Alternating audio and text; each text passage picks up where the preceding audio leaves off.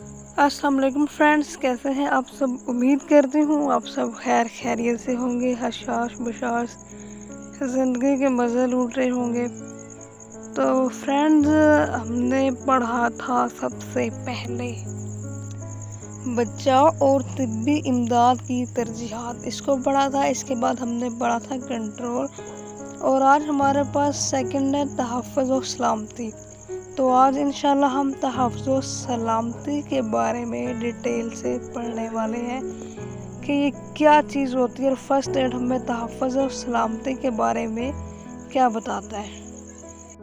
तहफ़्फ़ुज़ और सलामती में हमारे पास पॉइंट है जी, मुतासरा शख्स को मज़ीद नुकसान पहुंचने के एहतमाल को कम से कम करें।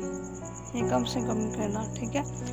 ये हम कैसे एहतमाल को कम से कम करेंगे, ये हम नेक्स्ट पॉइंट में पढ़ने वाले हैं।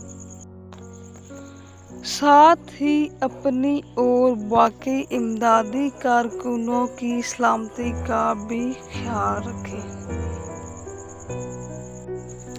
जहाँ तक मुमकिन हो मुतासरा शख्स को खतरे वाली जगह से दूर ले जाएं। इसके बारे में मैं पहले भी बता चुकी हूँ कि इससे पहले कि फॉर एग्जांपल एक एक्सीडेंट हो गया है तो आप रोड पे उसको फर्स्ट एड देने लग गए हैं। अगर पीछे से फुल स्पीड में गाड़ी में आए हो, आप रोड के दरमियान में बैठे हुए हो, आपको भी खतरा है और जिसको आप ट्रीटमेंट दे रहे हो उसको भी खतरा है। इसलिए जहाँ तक मुमकिन हो वहाँ से मुतासरा शख्स को दूर ले जाएं, ठीक है।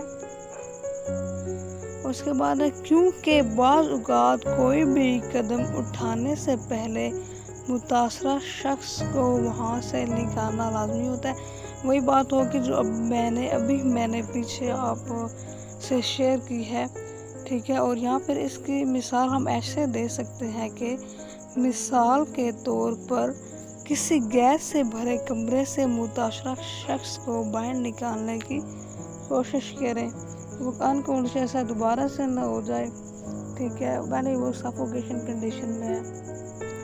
तो फ्रेंड, उम्मीद करती हूँ आपको मेरी आज की वीडियो पसंद आई होगी। फ्रेंड, कमेंट ज़रूर दे दिया करें। आपके कमेंट्स का बेसब्री से इंतज़ार होता है, और आपके कमेंट से पता चल जाता है कि आप लोगों को वाकई वीडियो पसंद आ गया या कुछ ना कुछ आप गेन कर रहे हैं। फिर हमारा भी दिल करता है कि आपसे नेक्स्ट वीडियोस ऐसी मालूमात शेयर करें। ओके, अल्लाह।